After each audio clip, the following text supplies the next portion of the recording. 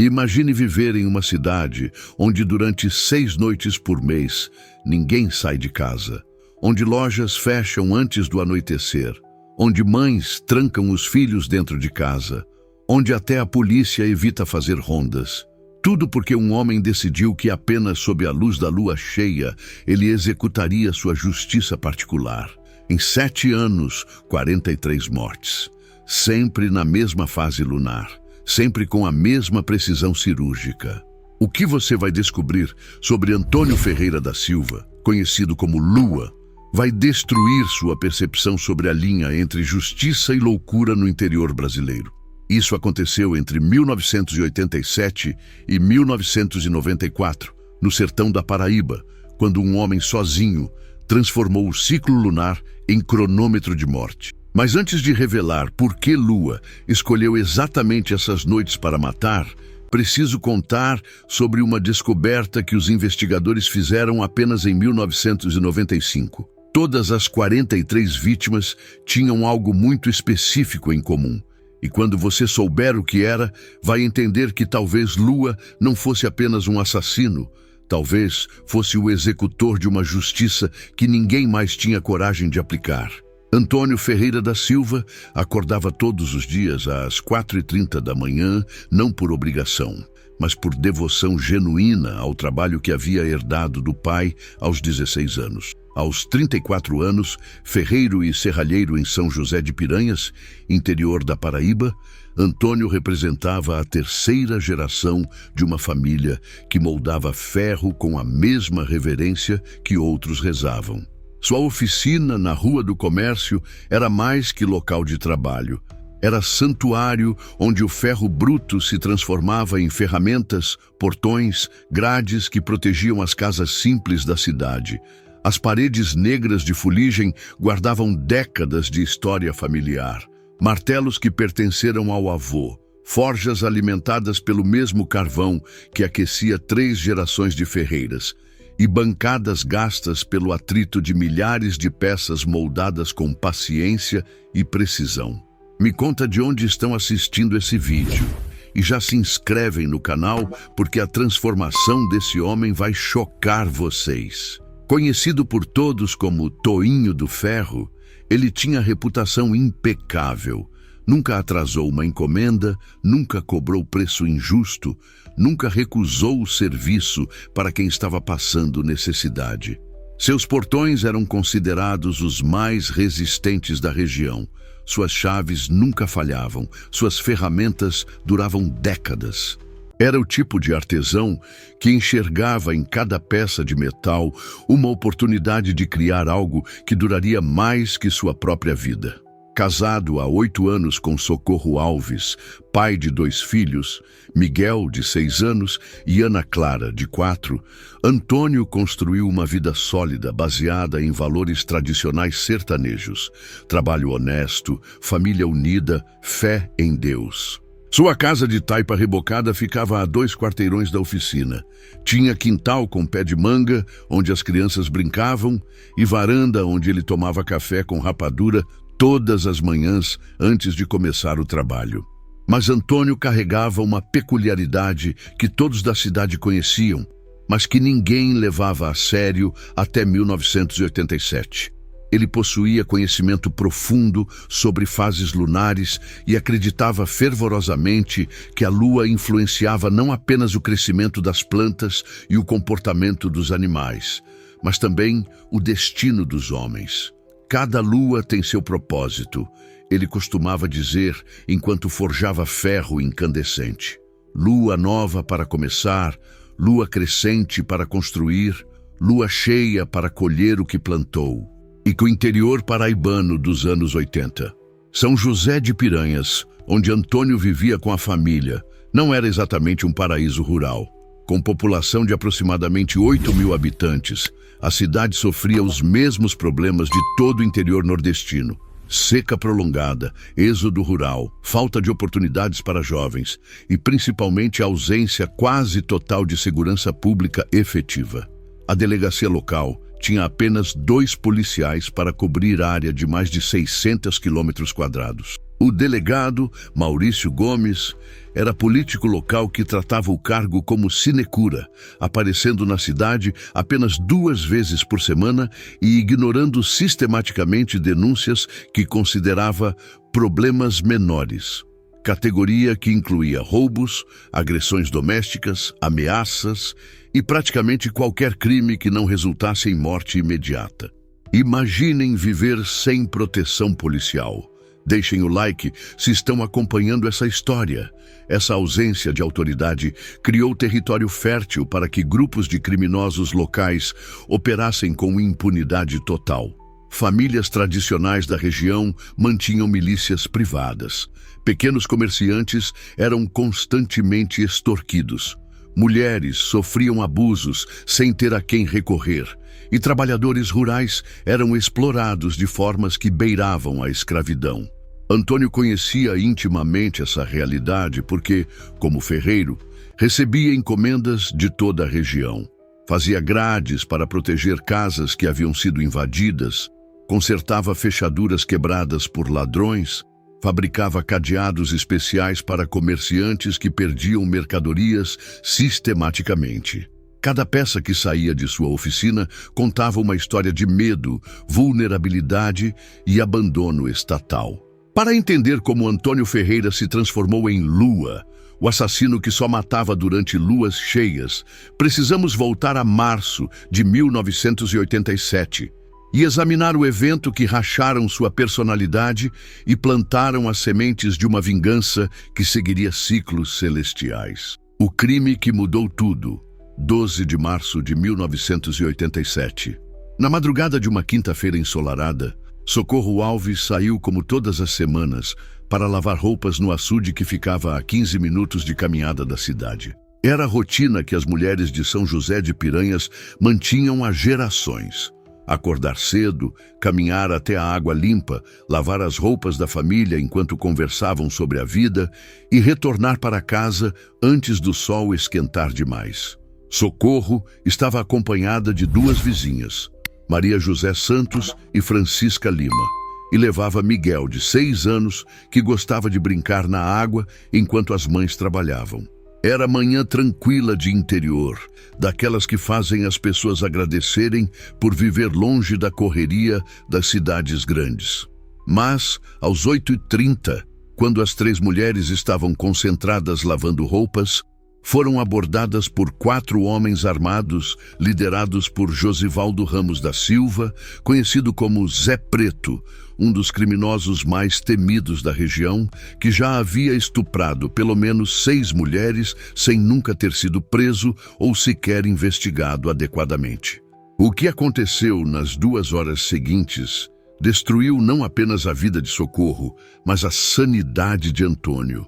Zé Preto e seus comparsas estupraram as 3 mulheres na frente de Miguel, ameaçaram matar a criança caso elas contassem para alguém e ainda roubaram as poucas joias que elas carregavam. Antes de ir embora, Zé Preto deixou uma mensagem que ficaria gravada na mente de Antônio. Qualquer uma que quiser me denunciar sabe onde me encontrar, mas vou dar o mesmo tratamento para as filhas delas. A resposta do Estado: silêncio absoluto. Socorro chegou em casa destruída física e psicologicamente. Contou tudo para Antônio entre lágrimas e súplicas, para que ele não tentasse fazer justiça com as próprias mãos. Antônio, que nunca havia levantado a voz para ninguém em 34 anos de vida, passou a noite inteira em silêncio absoluto, olhando para o teto do quarto enquanto a esposa chorava ao seu lado. No dia seguinte, contra todos os instintos de sobrevivência, Antônio foi à delegacia fazer denúncia formal contra Zé Preto. O que aconteceu nessa delegacia pode ter selado o destino de 43 pessoas ao longo dos 7 anos seguintes. O delegado Maurício Gomes ouviu o relato de Antônio com indiferença evidente, fez algumas anotações superficiais e, no final, deu uma resposta que ficou gravada na memória do ferreiro como ferro em brasa. Antônio, você conhece a realidade daqui. Zé Preto tem proteção política. Mexer com ele é criar problema maior para sua família. Melhor esquecer esse assunto e cuidar melhor da sua esposa. Quando Antônio insistiu que queria justiça, o delegado foi mais direto. Justiça aqui é cada um se proteger como pode. Se não quer que aconteça de novo, não deixe sua mulher sair sozinha. Conseguem imaginar a revolta desse homem? Deixem nos comentários o que fariam nessa situação. A denúncia de Socorro foi arquivada sem qualquer investigação. Zé Preto nunca foi chamado para depoimento. O caso foi classificado como ocorrência sem possibilidade de elucidação e esquecido nos arquivos da delegacia.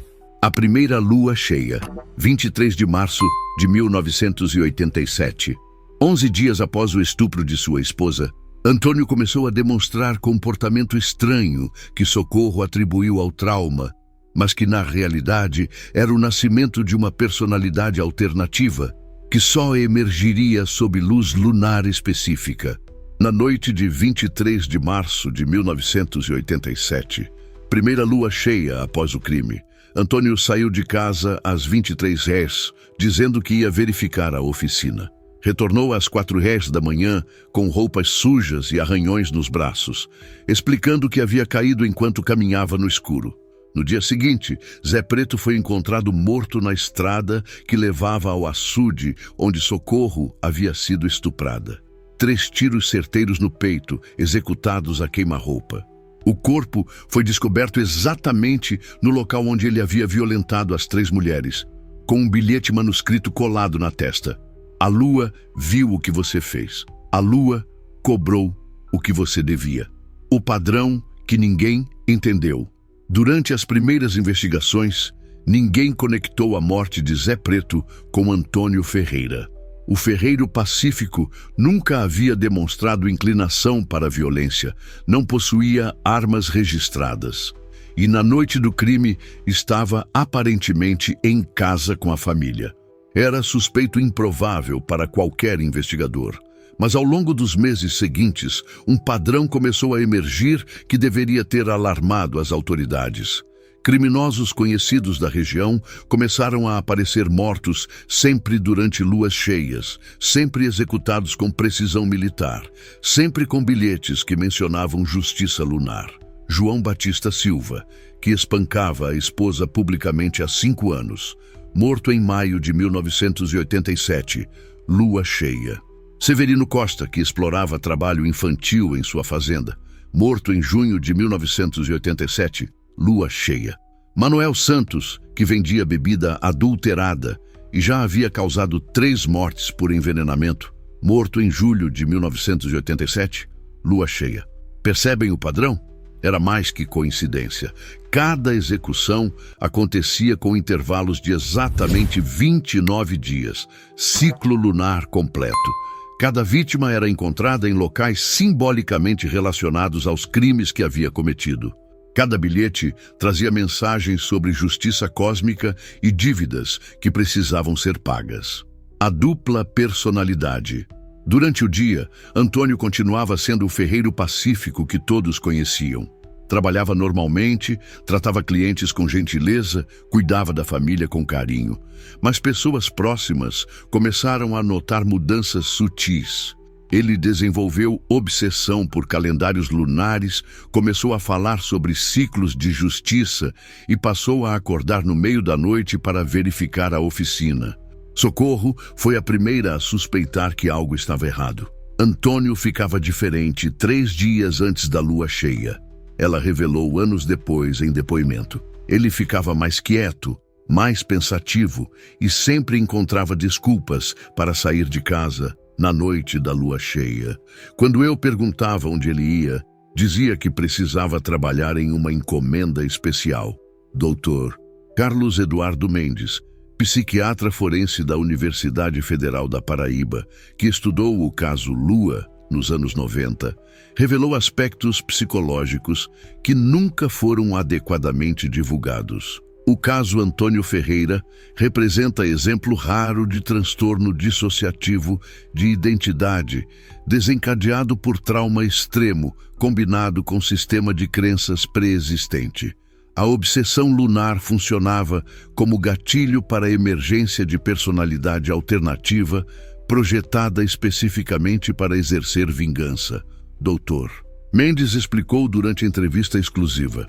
Durante as fases de lua cheia, Antônio acessava conhecimentos e habilidades que não possuía conscientemente: manuseio de armas, táticas de aproximação, capacidade de planejamento militar. Era como se uma pessoa completamente diferente assumisse controle de seu corpo. Revelações de investigação. Roberto Carlos Lima, ex-investigador da Polícia Civil que trabalhou no caso entre 1988 e 1994, revelou informações que nunca foram tornadas públicas. Tínhamos evidências circunstanciais ligando Antônio aos crimes desde 1988, mas não conseguíamos provar nada porque ele criava álibis perfeitos para as noites de lua cheia. Sempre havia testemunhas que juravam tê-lo visto em casa ou na oficina exatamente nos horários dos assassinatos. Lima revelou algo ainda mais perturbador.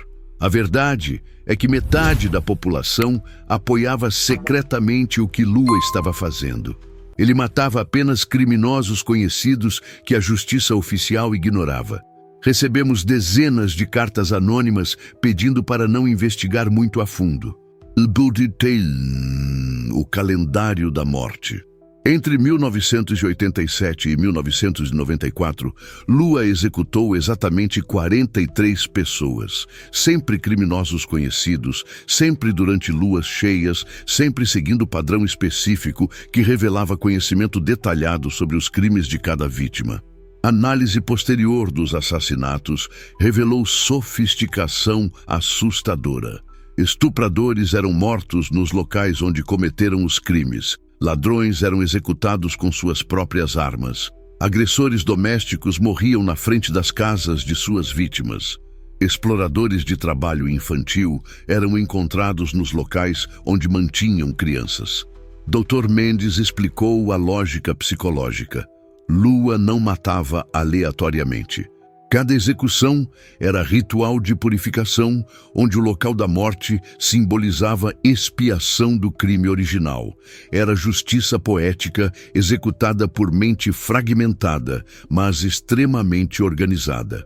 Durante 7 anos, São José de Piranhas viveu sob cronômetro lunar de terror. Toda vez que o calendário anunciava lua cheia, a cidade inteira se trancava em casa. Comerciantes fechavam lojas mais cedo, mães não deixavam filhos brincarem na rua, até mesmo criminosos evitavam sair de seus esconderijos. Mas em dezembro de 1994, algo mudou. A lua cheia de 15 de dezembro passou sem nenhuma morte. E a de janeiro de 1995 também. Lua havia simplesmente desaparecido. O que ninguém sabia é que Antônio havia descoberto algo sobre si mesmo que o aterrorizou mais que qualquer crime que havia presenciado. Na manhã de 16 de dezembro de 1994, ele acordou com sangue nas mãos e uma memória fragmentada de ter executado alguém na noite anterior. Pela primeira vez em 7 anos, sua personalidade original havia presenciado um assassinato que a personalidade alternativa cometeu. Imaginem descobrir que vocês são assassinos sem saber. Era aterrorizante. A descoberta, aterrorizante. A vítima era diferente das outras. Não era criminoso conhecido. Era José Alberto Santos, comerciante honesto de 45 anos que nunca havia feito mal para ninguém. Lua havia cometido seu primeiro erro em 7 anos, executando um inocente durante episódio de confusão mental onde não conseguiu distinguir entre justiça e vingança. Quando Antônio encontrou o corpo e percebeu o que havia feito, sua mente entrou em colapso total. A personalidade que havia criado para executar justiça havia se tornado independente e começado a matar sem critério. O monstro que ele criara estava fugindo de seu controle. Aqui está o que realmente aconteceu com Lua. Em 20 de dezembro de 1994, 5 dias após executar José Alberto Santos e perceber que havia perdido controle sobre sua personalidade alternativa, Antônio Ferreira tomou a decisão mais drástica de sua vida. Ele confessou tudo para Socorro, revelou cada assassinato que havia cometido durante 7 anos e pediu para ela levasse as crianças para longe antes que ele matasse mais inocentes. Em seguida, escreveu uma carta detalhada, confessando os 43 assassinatos e explicando sua condição psicológica. Mas preparem-se, porque o que aconteceu depois vai chocar vocês. Mas Antônio nunca entregou a carta para a polícia. Na manhã de 21 de dezembro, véspera da lua cheia de dezembro, ele desapareceu de São José de Piranhas, deixando apenas a carta sobre a mesa da cozinha e um bilhete para socorro. Não posso mais confiar em mim mesmo. Lua está ficando mais forte que Antônio. Vou para um lugar onde não possa fazer mal para ninguém. O mistério que continua. Durante 3 décadas, autoridades e familiares tentaram localizar Antônio Ferreira sem sucesso. Mas entre 1995 e 2010, pelo menos 15 casos similares foram registrados em diferentes estados do Nordeste. Criminosos conhecidos executados durante luas cheias, sempre com bilhetes mencionando justiça cósmica, sempre seguindo padrões que lembravam as técnicas de lua. A última execução, com características similares, aconteceu em 2018, na Bahia, quando 3 homens acusados de estupro coletivo foram encontrados mortos durante lua cheia com bilhete manuscrito. A lua não esquece, a lua não perdoa. Se Antônio ainda está vivo, ele teria aproximadamente 71 anos e pode ainda estar executando criminosos sob luz lunar em algum interior esquecido do Brasil. Ou talvez tenha conseguido controlar sua personalidade alternativa e esteja vivendo como cidadão comum, lutando toda lua cheia contra impulsos que não consegue completamente suprimir. Pergunta que assombra. Quando o Estado falha completamente em proteger cidadãos honestos e punir criminosos conhecidos, é moralmente justificável que alguém assuma esse papel através de assassinatos sistemáticos? Lua executou apenas pessoas que realmente eram culpadas de crimes hediondos, até cometer seu único erro em 7 anos. Se você soubesse que um vizinho seu é estuprador protegido por autoridades corruptas e que apenas sob luas cheias aparece alguém para executar essa justiça que o sistema oficial nega, você denunciaria esse vigilante ou fingiria não saber de nada? Na próxima semana, vou revelar documentos que sugerem que Lua pode ter treinado outros executores lunares antes de desaparecer, criando uma rede de vigilantes que ainda opera no interior do Nordeste. E vou mostrar evidências fotográficas de uma execução que aconteceu em 2023, seguindo exatamente os mesmos padrões, sugerindo que a lenda de Lua pode estar mais viva do que imaginamos. A história de Antônio Ferreira prova que quando a justiça desaparece, a vingança emerge seguindo lógicas que transcendem razão humana. E até que o Brasil aprenda a proteger verdadeiramente seus cidadãos honestos, outros luas continuarão nascendo sob luz prateada para executar a justiça que o sol nunca trouxe.